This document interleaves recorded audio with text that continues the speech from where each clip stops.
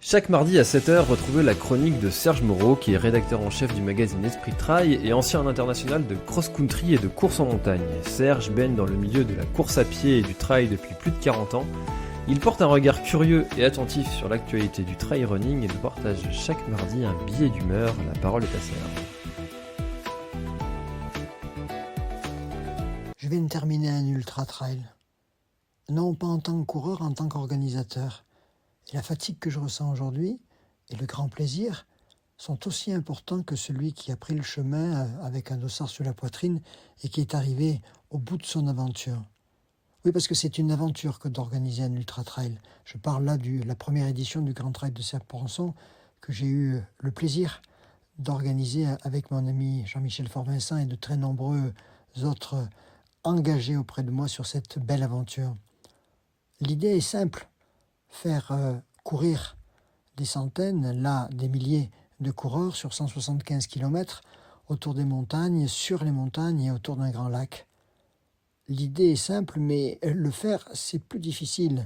Arriver à convaincre toutes les communes traversées, arriver à avoir toutes les autorisations administratives nécessaires, trouver tous les bénévoles qui assureront chaque poste, voilà la véritable gageure.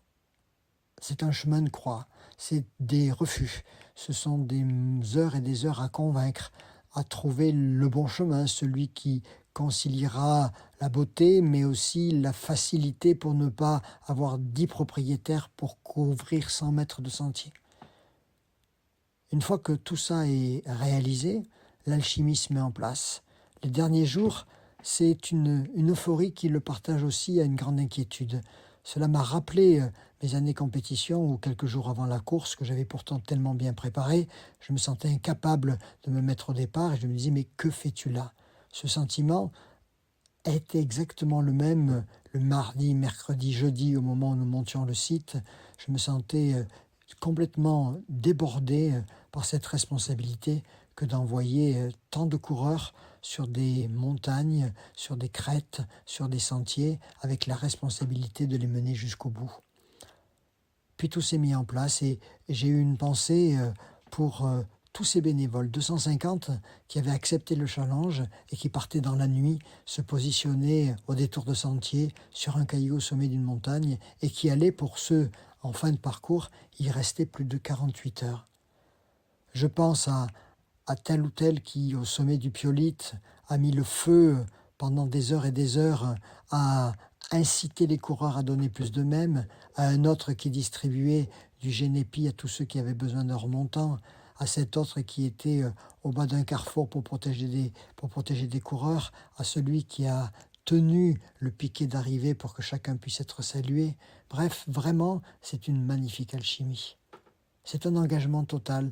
Cette nouvelle édition, cette première édition, a fait que je n'ai pas lâché la barre de capitaine de cette course partagée avec Jean-Michel et Olivier pendant 3 jours durant. Une immense fatigue, un immense bonheur à l'issue.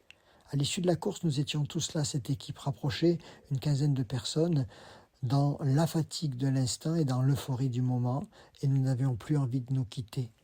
Quand on a fermé définitivement la porte du local, après avoir tout bien rangé, c'était véritablement une sorte de peine d'avoir l'obligation de retourner dans nos foyers. Dès le lundi, dès le mardi, on s'est tous appelés pour dire « alors, on repart ?» Bien sûr qu'on repart. Malgré la fatigue, malgré la crainte, malgré l'inquiétude, on va lancer cette deuxième édition. Oui, organiser, c'est difficile, mais c'est tellement beau. Un peu comme un ultra, un peu comme la vie au fond. Cet épisode est maintenant terminé, merci de l'avoir écouté jusqu'au bout et si vous êtes encore là, c'est sûrement qu'il vous a plu, alors n'hésitez pas à le faire savoir autour de vous, c'est la meilleure façon de faire connaître le podcast L'Instant Outdoor. Parlez-en, partagez les épisodes, merci beaucoup pour votre fidélité et à très bientôt dans un prochain épisode.